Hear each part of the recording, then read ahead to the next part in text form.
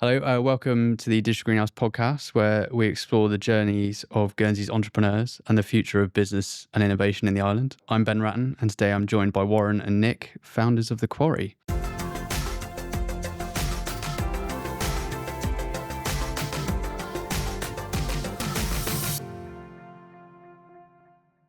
The Quarry is a bold new venture rethinking how the newsroom works. Warren and Nick have been active members of the Digital Greenhouse community, taking part in a number of programs designed to support startups and innovators in the island. Today, we'll be discussing the entrepreneurial journey, the lessons learned from launching a business in Guernsey, and some of the wider trends shaping the future of media and entrepreneurship. Warren and Nick, welcome. It's fantastic to have you here. Thank you, Ben. Cool. So starting off, let's go back to where it all started. To kick off, can you tell me a bit about how you came up with the idea for the Quarry and what inspired you to start it? Coffee. Nick. It was coffee. Like that's where it did all start over a conversation in a cafe, prompted, I think, by the advent of AI at the time and what opportunities that gave us, but also a wider conversation about the media and what the future of the media was. Warren can take over. Well, yeah. I mean, there's two sides to it, really. One was, I think, from doing that, we then engaged in one of the AI courses that you guys were running here at Digital Greenhouse with Ken out in Brazil, I think, who was just fantastic, and it just opened our eyes to we knew about AI, but we didn't know anything about AI, if that makes sense, because what we thought it was nowhere near the opportunity that it presented, it in terms of doing accurate processes, streamlining things, being more accurate with stuff. We just thought, ChatGPT, answer me this question, write me this article or whatever it might be. But actually, it opened our eyes, and then joining the two bits together that we're interested in, which is local news and maybe doing something better, but it just started to marry, and then we then dug deeper and deeper into that, and went on a bit of a journey. Cool. So you mentioned about the local newsroom. So what's the main problem that you're solving with the Quarry? So I think you can look at it from a couple of, maybe even three perspectives. One about how we communicate to people and how people are now receiving their news and how they want to receive their news. I think you can look at it from the financial side of it and the reliance of current traditional media models on advertising and the challenges that's presenting, especially nowadays with revenue going off to Facebook and Google, and you've got a lot of challenges on that front as well. And I said three, and I can only think of two at the moment. So That's on you. Cool. So let's take us through the journey of you went from that coffee with the idea to now being a fully fledged business. Take us through how you moved from those 2 points. Well, it sort of evolved over time, because I can't actually remember whatever we started out with as an idea is not where we are now. Actually, you think one of the first ideas was about elections and how we cover, or how you could cover an election. That's true, and it was really narrow focused at the start. Yeah, and how you could give people deeper information about candidates, looking back into what they've said before, and hold them to account more on their sort of past speeches or decisions or whatever it might be. That's where it started, and then it was like, well, how can we expand that into news? And then I think one of the things, well, there was probably a couple of things that really, really jettisoned us, and it was being part of the Venture Challenge. That gave us a determined pathway over a number of weeks where we had to really hothouse ourselves and really think about the business, think about it in more detail. But it was also getting stress tested with a mentor. And there were assumptions that we were making that when we then went to speak to people didn't stack up. But we then had other insights that meant that we took it in different ways. So there's been a mixture between going on business development programs, between getting out and talking to people and finding out what the market wants or doesn't want and what's possible. And then also, we've been doing this over about a 2-year process. what was available and possible with AI 2 years ago is nothing like what it is now. So keeping up with the changes and what's possible is also another thing that's been going. So it's been quite a journey, and in some times I'd say it's been a bit uncomfortable, especially when you go out and put it out there and talk to people, and you realise that what you thought was a really good idea actually isn't, but do it, come at it from a different angle, and then there's your answer. It's been quite interesting. Yeah, I think it's obviously one of the big things that we push with a lot of businesses and through our courses here at the Greenhouse is, get out, speak to customers, because you can have your ideas about what's going to be the biggest parts of the business, but until you kind of get out there, you speak more about let's dive into actually what was your process about going out to customers, and what was your kind of big learning points along the way? Can I say, I think there has been an element where we've been guided by contacts that we have, not necessarily actually in the media as well, but people with business experience that have lent their time to us, that have also helped provide a focus. And I think that's been one of the key elements of building the business, and having regular catch-ups with somebody that has been, again, directly challenging the ideas, but also putting deadlines in place that we then need to meet, so that you're not drifting aimlessly into the wilderness. I think the phrase in the book that we used as part of one of the courses, nail it and scale it. Yeah, it's a really, it's such a simple idea that you plan out what you think, go and talk to people, test it, realize that doesn't work, but some bits do, come back, change it, go back out. And we've been doing, I don't think it's ever going to be a perfect situation, but we have been doing that, and we've been refining and changing. But before we embarked on that, I think we were both quite nervous about going out and speaking to people, because that's when the truth comes back, isn't it? And actually, I think a lot of times in business, when you come up with an idea, you have the conviction yourself of doing it, and you just run ahead and do it without doing that nail it and scale it testing. And it's obviously a mistake, but because we're so convinced in our own ideas, you want to do it. But it's actually also been the best thing to do. Yeah. And we'll see how it plays out as things evolve. But in terms of getting to where we are, it's been a brilliant part to do. Yeah, because it's that, it's important. It's the nail and scale it, and then the write it, like the prototyping and testing, and make you can take industry data, but until you have your own data that you can work off of, it's so important. And you're right, you can start a business in a bubble and you will think it's great, and it's all great, and then I always say businesses don't fail because they can't build something. Businesses always fail because they can't get a market for it.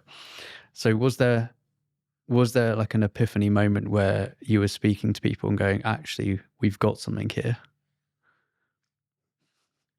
I don't think it was an epiphany, but there's an evolution. I think there's an evolution, but there's also been a reassurance over time as well. I think every time we've gone out and spoken to people and maybe, adapted and changed what we're doing slightly, and it's been tested all along the way. But I think at each step, nobody's turned around to us and said, "What are you up to?" Like, they've challenged, and rightly they've challenged, because we know that there's difficulties that we're trying to overcome. But actually, people have taken us on this journey and been supportive all the way. Which, I don't know, maybe that's part of the Guernsey community and the Guernsey business community. They want to see you succeed, which is also speaks to what we've got and the resources that we've got around us and the people we've got around us.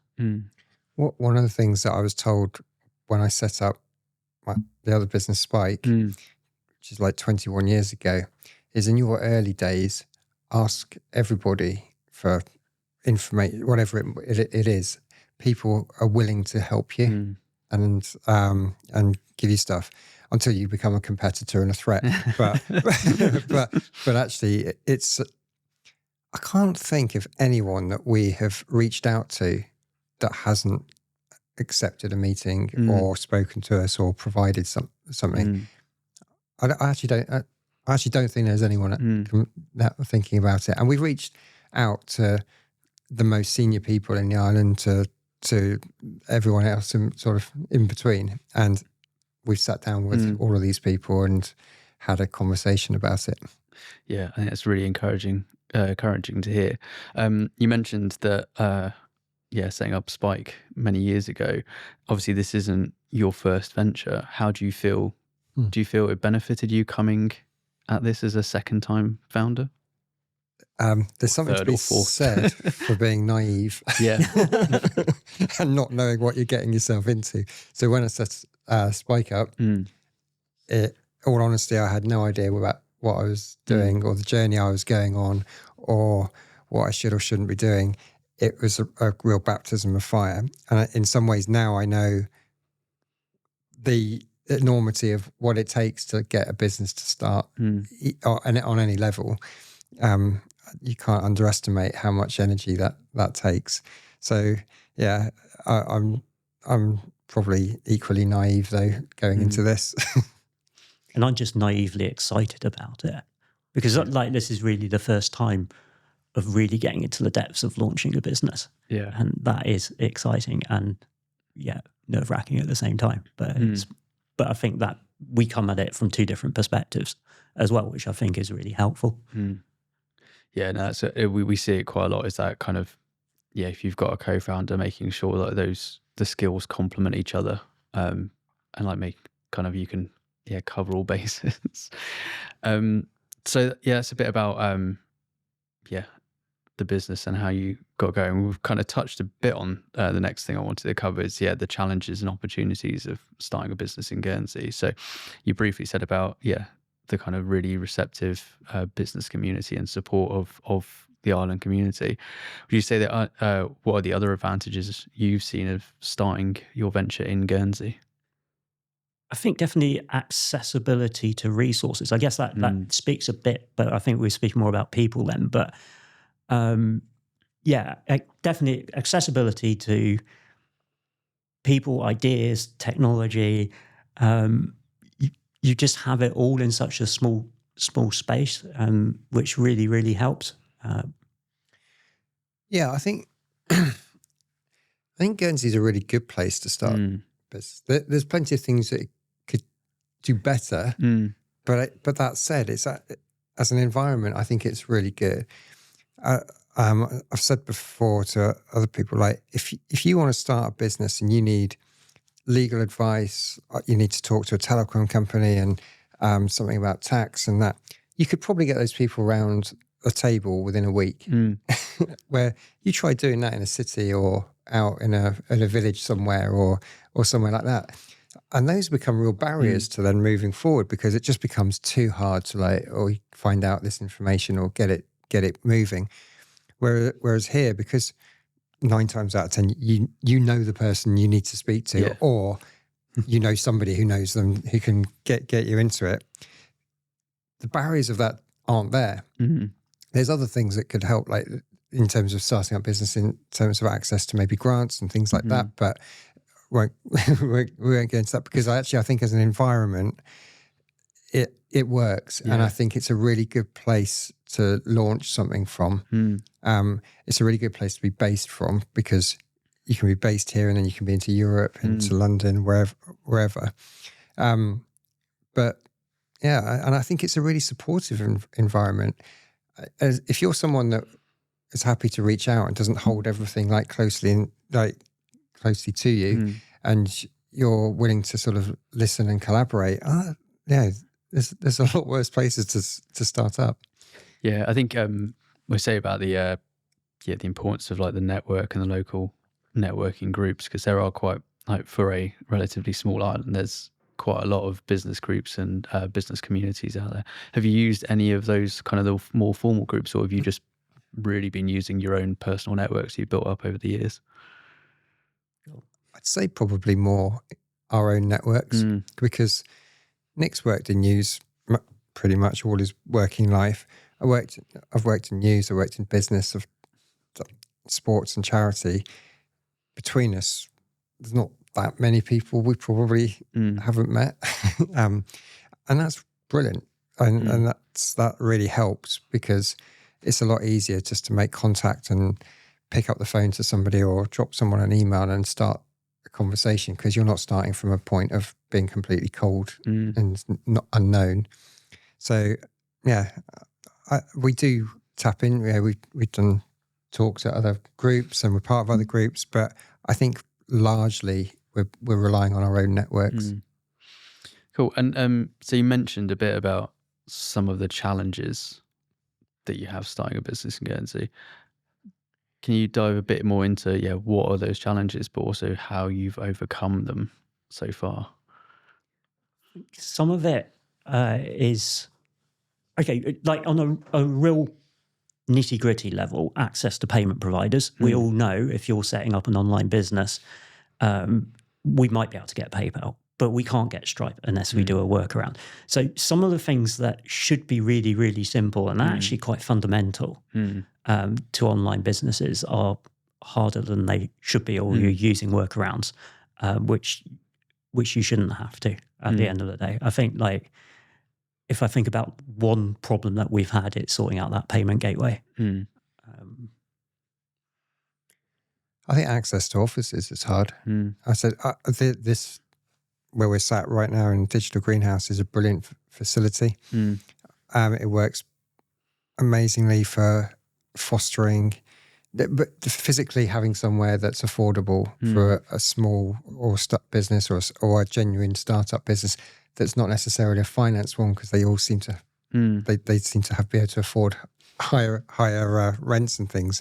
But for a non-finance sort of business,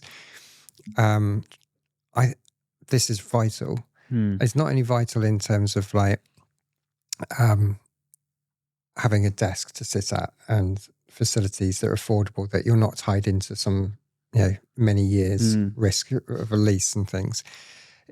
It's actually also just the sort of I'm not a fan of the word ecosystem, but the ecosystem, the people around, because it's not only that people who will help you or become clients, it's also they're on the same journey. So you can talk to someone about how did you get on with this, and then you start to realize that you're not alone in that. That the experiences you're having aren't different to necessarily other people, which is reassuring. So there's a really supportive environment then that comes with that. And then you start to then realize you're crossing over into lots of other different areas. And it becomes quite sort of, I suppose, a rich feedback loop, although that's the right way to say it, but in that way. It's those accidental collisions that happen, and you just so happen to be in the kitchen at the right time that someone else is talking about things. And you're right. One of the feedback we get from a lot of businesses, even if you've got co-founders, but especially if you're a solo founder, is it's incredibly lonely. Like you are like kind of the David versus the Goliath. You are going in, and it can be very, very lonely. So having that, like, people around you, and those people that are not just at the same point, but actually having people that are like a year or two ahead of you, kind of thing, are going, it does get better.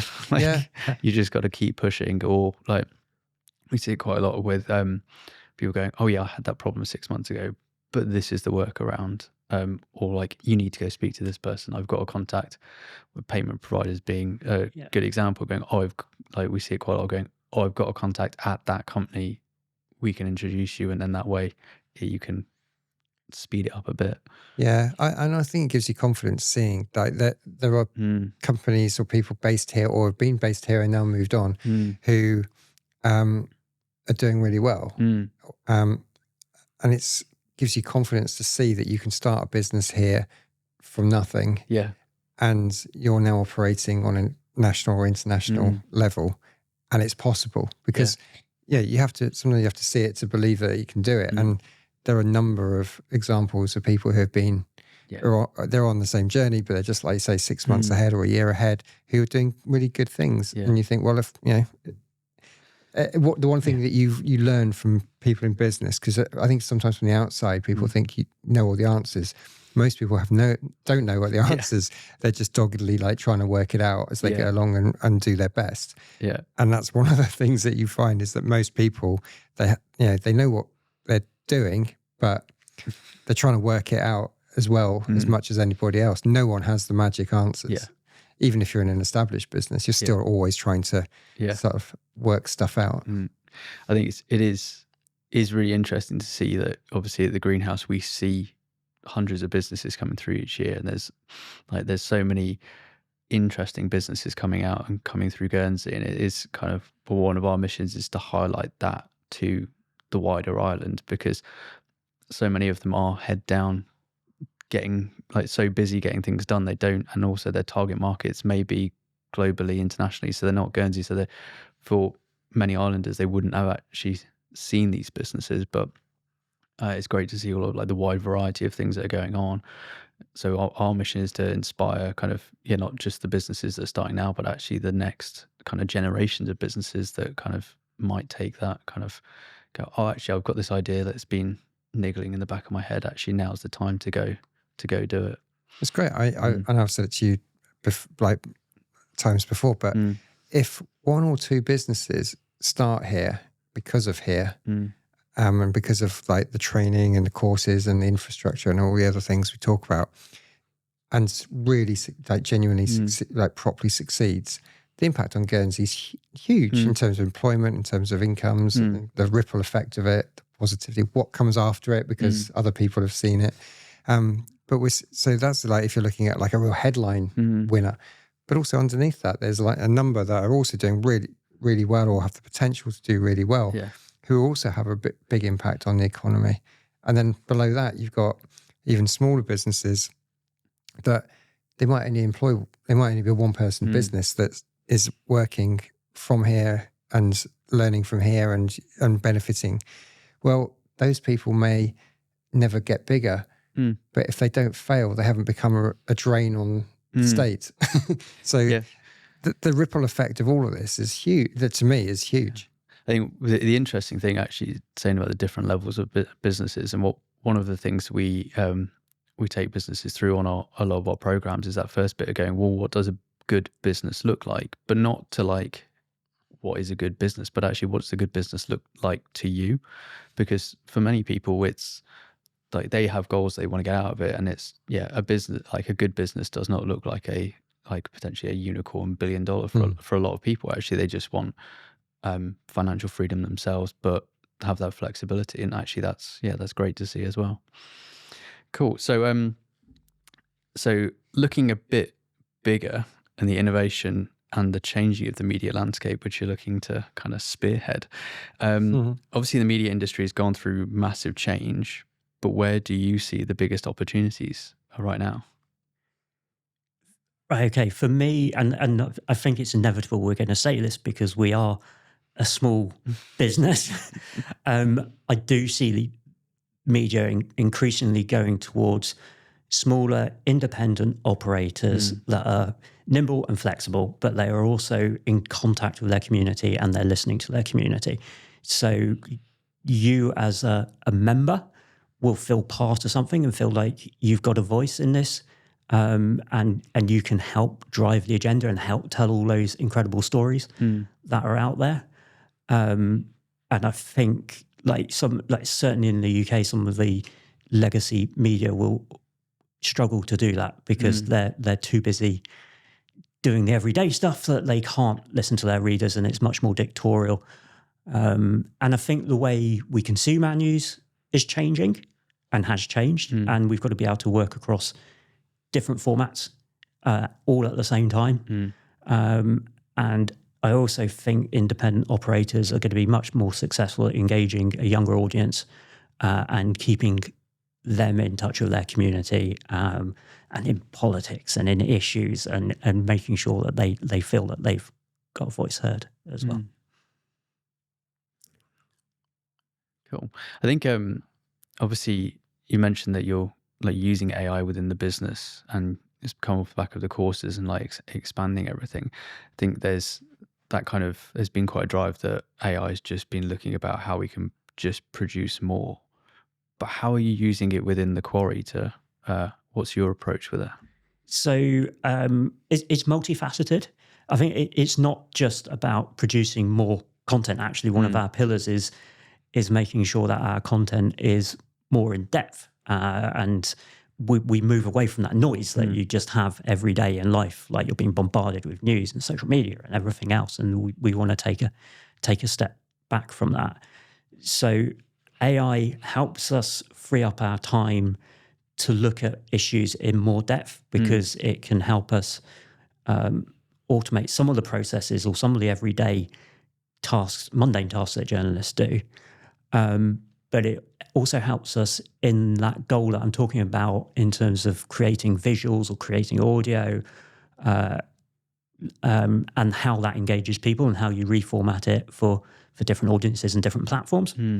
It helps you. I'm just going to go on and on here. It helps you with research. Yeah.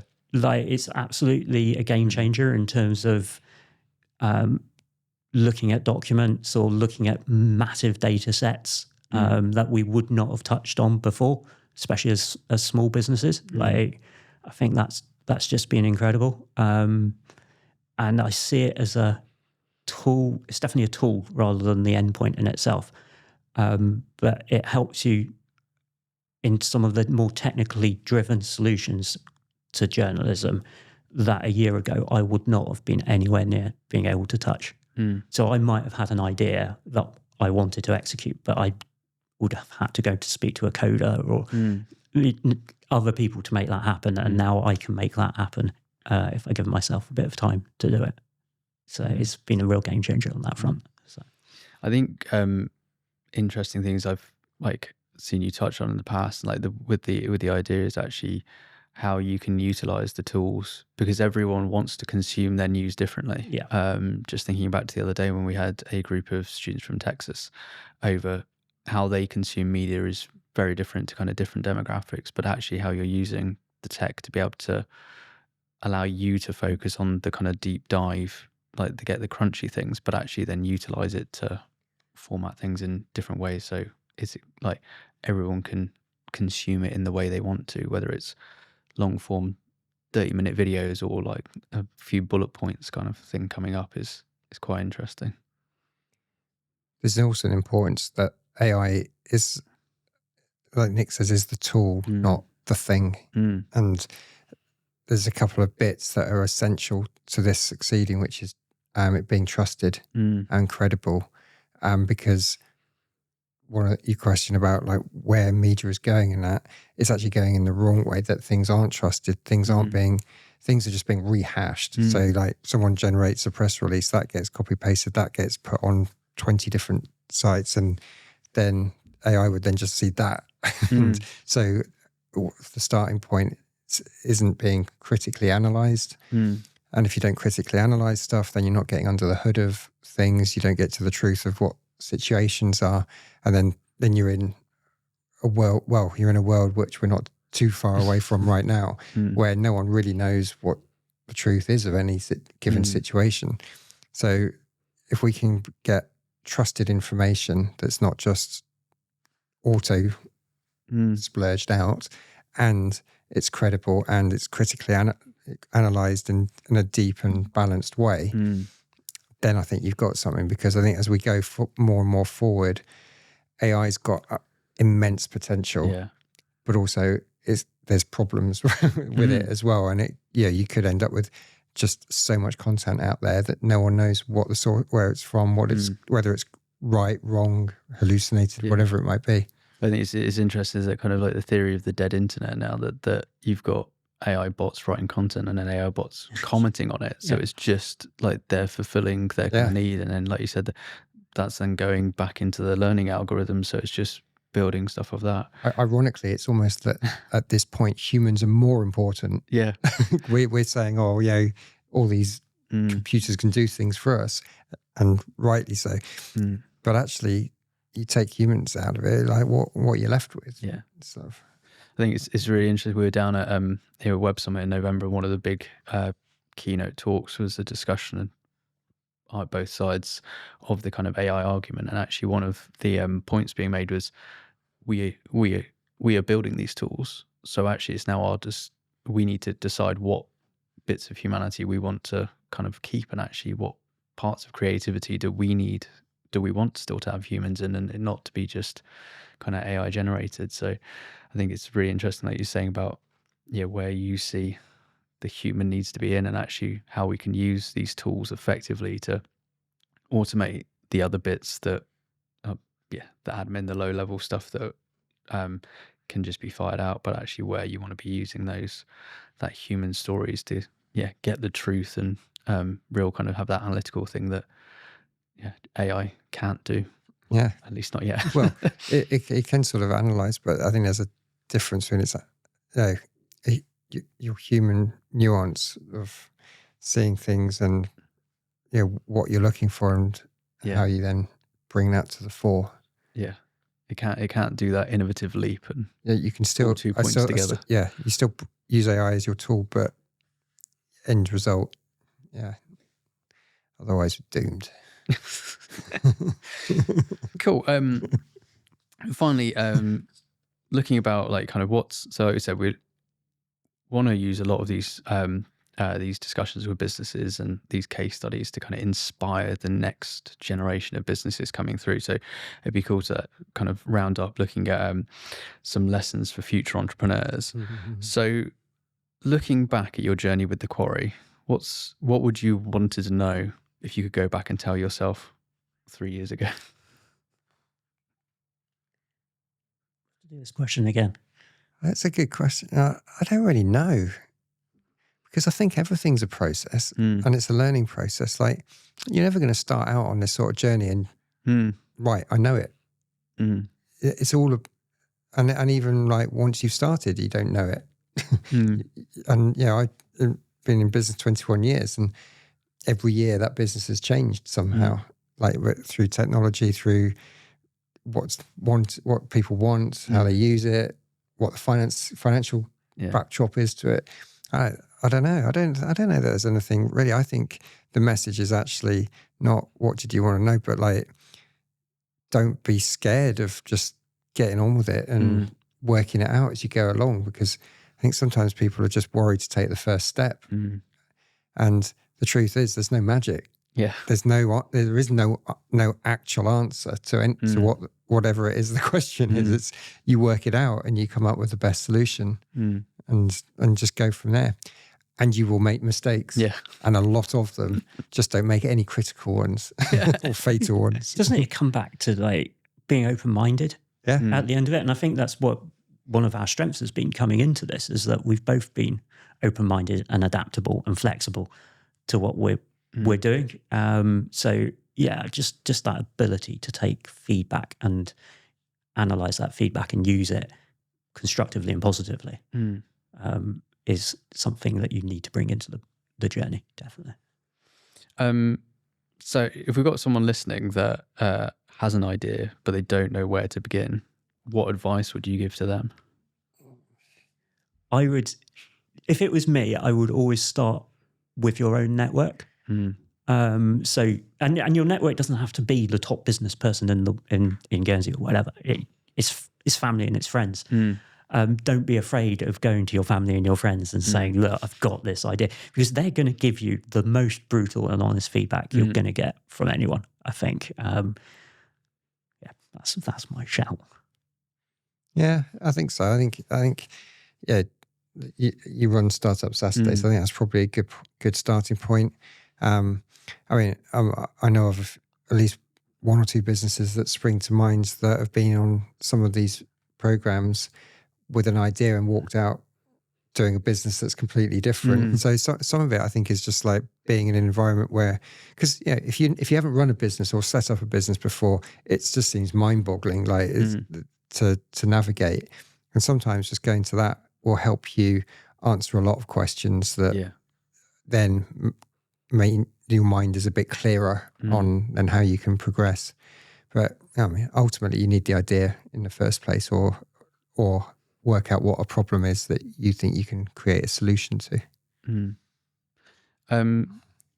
So finally, I think there's a theme that's come out throughout kind of like the whole discussion, but how important do you think resiliency is to have as an entrepreneur?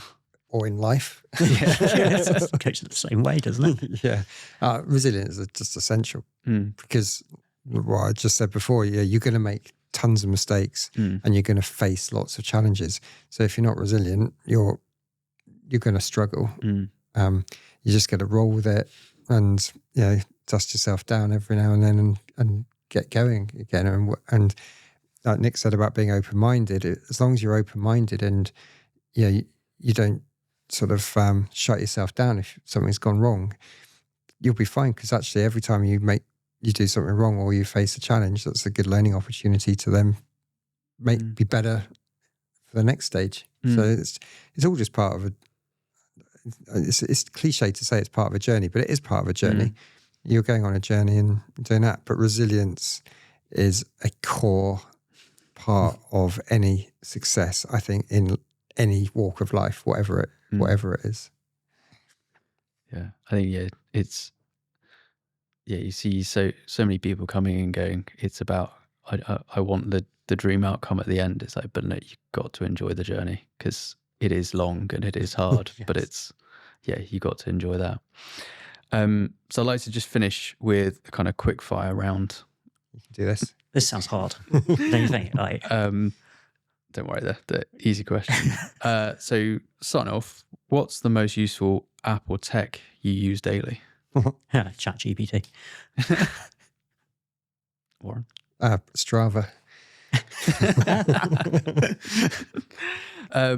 The best piece of advice you've ever received? I'm going to go with one that I was a bit skeptical is not the right word. I don't know what the right word is. Find your why. You know why this is funny. but actually, I really got on board with this after like scoffing at it initially.